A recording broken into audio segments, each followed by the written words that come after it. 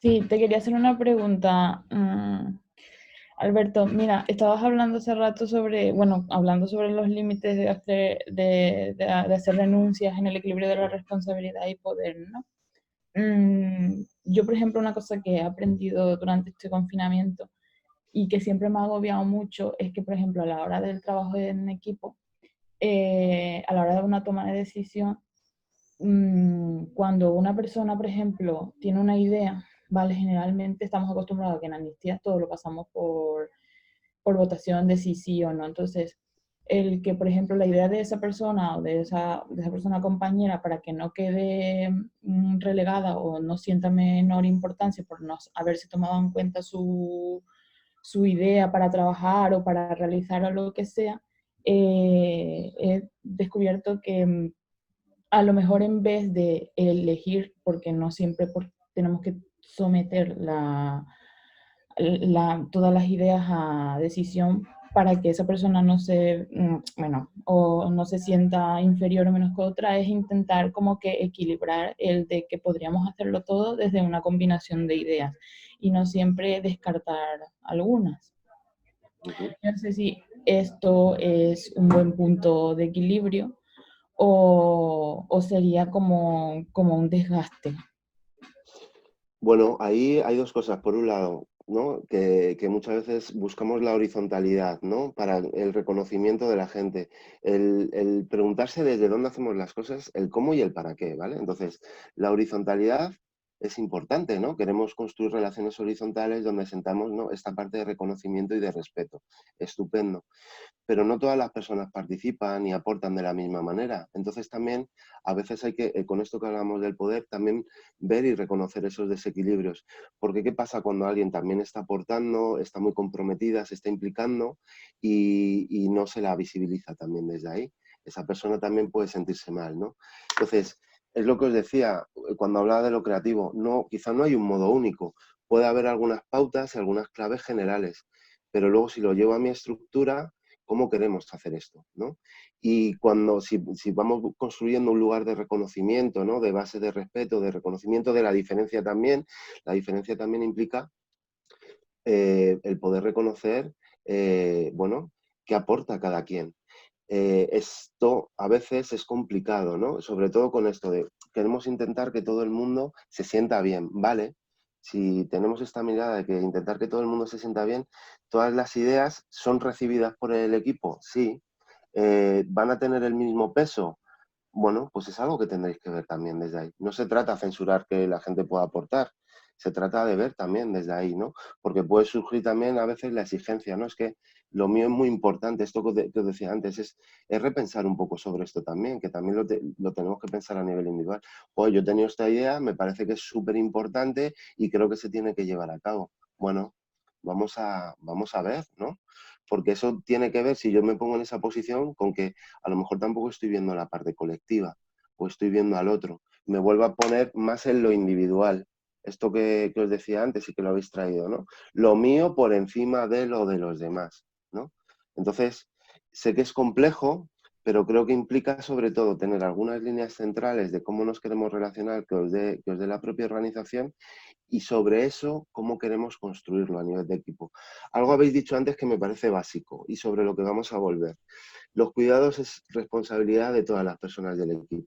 Es algo a transmitir. Es responsabilidad de todas y todos. Puede que haya personas que tiren más, vale, pero es responsabilidad de todo el equipo que nos cuidemos. Entonces, cuidado con esto porque a veces también desde estas ideas, ¿no? Conozco bien la organización y lo hemos hablado mucho en escuelas de coordinación, con el tema de la gestión del activismo, ¿no? Hay veces como que la tarea recae en una persona y está bien, muy bien, que haya alguien pendiente de esto, ¿no? Que lidere, que tenga esto en mente. Pero si hablamos de cuidados, si hablamos de bienestar, no puede ser que haya dos personas que se encarguen del bienestar y al resto se la traiga el pairo. Entonces no hablamos de bienestar, hay un desequilibrio. Es importante que a nivel de equipo y de estructura, por eso os decía, tengamos un espacio y cómo queremos construir el bienestar y cómo podemos construir esa responsabilidad o corresponsabilidad. Si eso no se da es complicado, ¿no? Se va a producir ese desequilibrio. No sé si he contestado a tu pregunta, porque a veces me muevo en la ambigüedad con esto, ¿no? Pero me resulta difícil dar una receta o una respuesta cerrada, ¿no? Creo que hay Y unas líneas y hombre, el yo tema es cómo creo que de aterrizar. lo que tú has dicho, diferencia entonces, cuando tú quieres reconocer a un compañero o una compañera, que no te metas al final, o bueno, estaré equivocada a lo mejor, en un ámbito de competitividad cuando se supone que estamos fomentando la cooperación. Entonces, aunque una persona esté trabajando, lo esté dando todo menos que otra, al decir, bueno, pues es como que una tiene un peso más revelado, ¿sabes? O sea, no sé si Mm, ¿me entiendes? ujú. Entonces, al final yo creo que Bueno, entra en el campo de de la competitividad. eso también es una cuestión a ver. Cuando alguien está muy implicada, una persona está muy implicada, pues también tiene más peso quizá en la toma de decisiones, porque está más comprometida, ¿no? Cuando alguien está menos implicado, pues bueno, eso también es algo a revisar. ¿Cuáles son los niveles de compromiso? El reconocer a todas las personas su participación es importante. El cuánto y el cómo es algo también a valorar, ¿no? Yo decido, oye, mira, yo me vinculo con una estructura, pero solo voy a hacer esta tarea y es que no puedo dar más, ni quiero dar más. Importante reconocer ese modo de colaboración, pero también hay que ver cómo se da eso luego a la hora de tomar decisiones, ¿no? Y qué peso tienen. Y está el otro lado, como yo participo tanto, entonces siento que mi opinión es muchísimo más importante, entonces lo mío está por encima de lo de los demás. Nos volvemos otra vez a lo individual. Entonces es hacer un viaje de esto que habláis, desde lo individual a lo colectivo, haciendo un viaje de dentro hacia afuera, que es complejo, pero al que hay que darle espacio, ¿no? Bueno, si os parece, sí, Luz, y avanzamos, sí.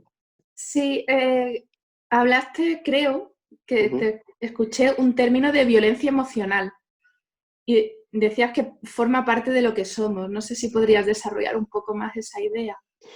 Si he dicho violencia emocional, se me ha ido la olla completamente. Es que yo no sabía si lo he escuchado bien o no y que tampoco quería interrumpirte en ese momento, pero Pues a lo no mejor sé. Lo tengo no. aquí apuntado después de acompañar en el malestar y el bienestar y de reciprocidad.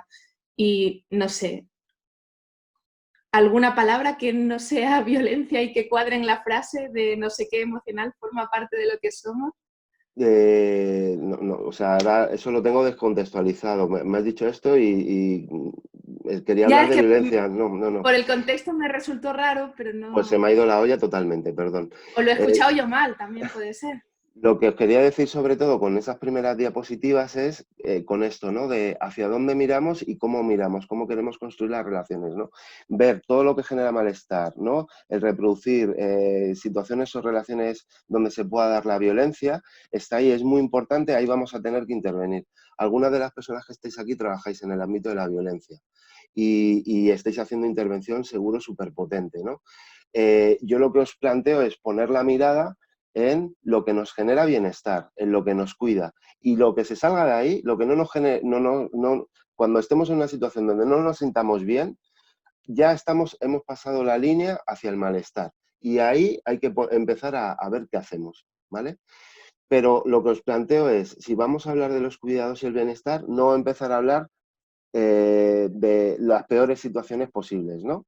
Sino decir, bueno, ¿cómo queremos construir, cómo queremos que sean nuestras relaciones de bienestar? ¿No? ¿Qué es lo que nos cuida? Lo habéis traído en las palabras que habéis dicho al principio. Habéis hecho una construcción, le habéis dado un significado súper potente a la palabra cuidados y al bienestar. Yo me las he anotado aquí, se las voy a pasar a Paloma y para que las tengáis. ¿Vale? Porque más allá de la definición que yo he dado, al menos este grupo ha hecho una definición muy, muy interesante y muy potente. Desde ahí, vale, ¿cómo vamos a nutrir esto? ¿No? Y luego, claro, esto que hablábamos de los límites, pues en el momento en el que nos está dando esto del bienestar, hostia, algo está pasando, ¿no? Vamos a verlo, vamos a ver cómo lo atendemos. Gracias.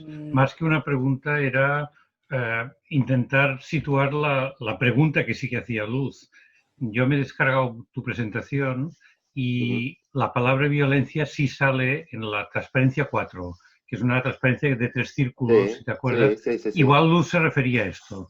Solo lo sugiero, ¿eh? Pero voy a caer a eso. Sí, de violencia he hablado. Lo que no sé si he dicho o he expresado el término es esta Emocional. coletilla de violencia emocional. Claro, hay muchos modos de ejercer la violencia y hay un modo de ejercer la violencia cuando hablamos de lo psicológico y seguro que aquí las compañías que trabajan en el ámbito de violencia o de intervención tienen mucho más bagaje que yo y lo pueden situar también, ¿no?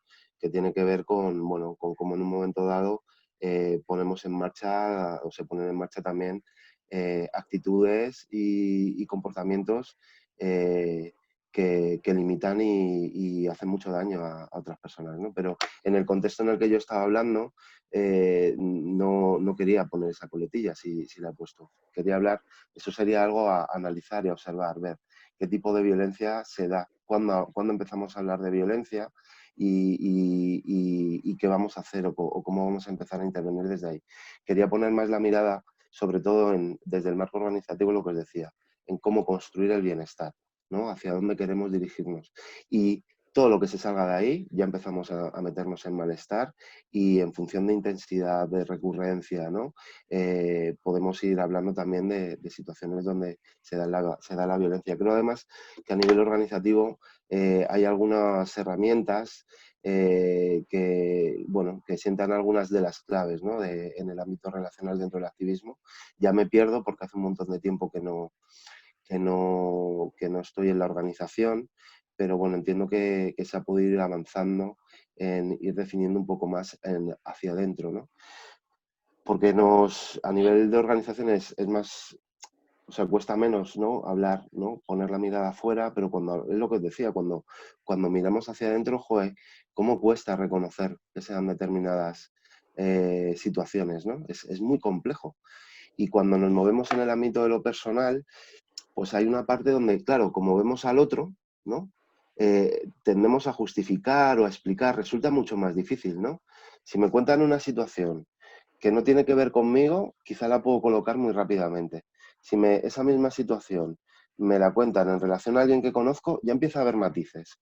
Ya no todo es blanco o negro, ¿no? Esta es la parte compleja que es la que se da en la construcción también del bienestar dentro de una estructura o de un equipo, ¿no? Porque me estoy moviendo con personas con las que conozco y que me afectan y en las